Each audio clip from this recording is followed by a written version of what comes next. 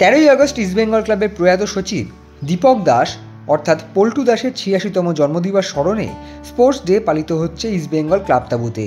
Club তাঁবুতে সকাল 9টা থেকে বিভিন্ন অনুষ্ঠানের আয়োজন করা হয়েছে। ভাস্কর গাঙ্গুলি, মনোরঞ্জন ভট্টাচার্যের নেতৃত্বে ক্লাবের প্রাক্তন খেলোয়াড়েরা, ক্লাব সভাপতি মুরারিলাল লোহিয়া, ক্লাব সচিব রূপক সাহা দীপক দাসের প্রতিকৃতিতে মাল্যদান এবং প্রদীপ প্রজ্বলন করেন। ক্লাব তাঁবুতে ক্লাব পতাকা উত্তোলন করেন প্রাক্তন খেলোয়াড়রা এবং ক্লাব সভাপতি।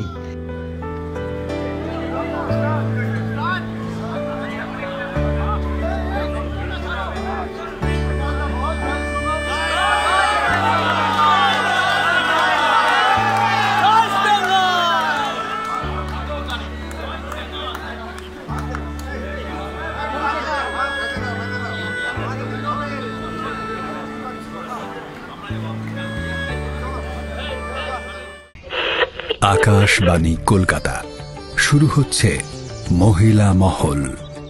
উপস্থাপনা ও প্রযোজনায় বেলা দে।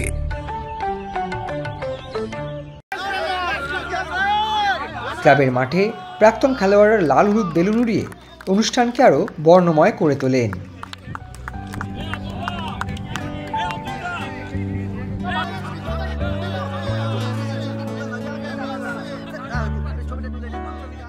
ক্লাব তাঁবুতে 4টি শীততাপ নিয়ন্ত্রিত ভ্যানে রক্তদান শিবির অনুষ্ঠিত হচ্ছে।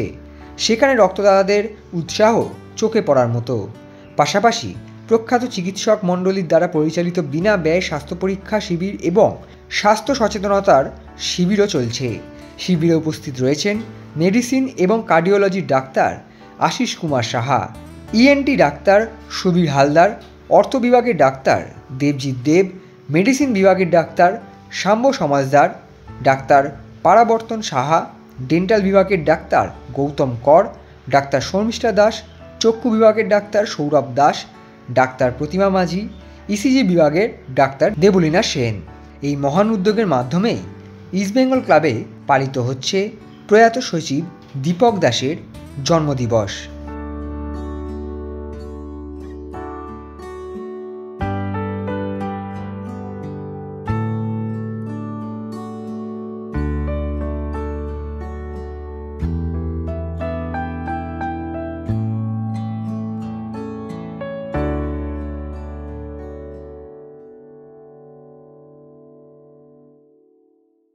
Extra time.